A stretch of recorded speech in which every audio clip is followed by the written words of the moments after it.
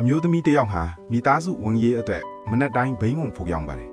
မိသားစုဝင်တွေကလည်းနနက်စာအဖြစ်ဘိန်းမုံကိုပဲစားကြတဲ့မနက်တိုင်းမှာဘိန်းမုံအပိုတစ်ချက်ကိုအပိုဖုတ်ထားပေးတတ်ပြီးပဒင်းပေါက်မှာတင်ထားပေးလိမ့်ရှိပါတယ်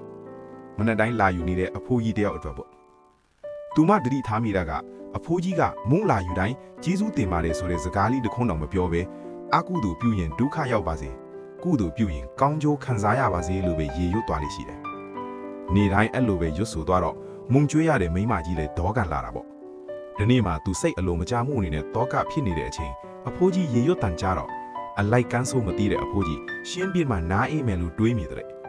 အဲ့ဒါနဲ့နောက်ရအဖိုးကြီးအတွက်လှုပ်ပေးတဲ့ဘိန်းမုံမှာအစိတ်ခတ်လိုက်တဲ့အစိတ်ခတ်ပြီးပဒင်းပေါပေါင်ကိုတင်မယ်လို့တော့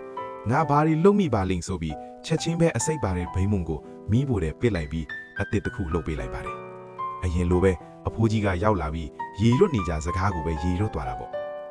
ညနေမိုးချုံမှာအိမ်တကားခောက်တန်ကြားလို့ဖွင့်လိုက်တော့အဝေးတနေရာမှာပိုက်ဆံသွားရှာနေပြီးတတိမကြားရတာကြားတဲ့သားလေးကိုပိန်လီဖြော်တော့နေတဲ့အနေထားနဲ့တွေ့လိုက်ရတယ်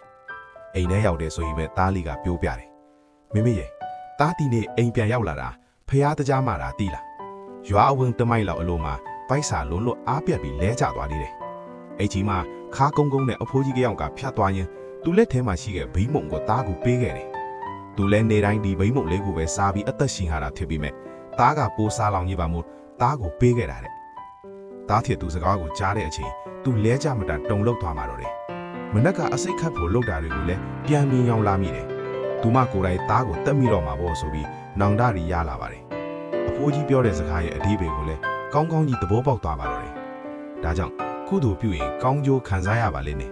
ဒီနေ့အကျိုးမပေးရင်နောက်နေ့အကျိုးမပေးရင်နောက်ဘဝမှာအကျိုးပေးပါလိမ့်မယ်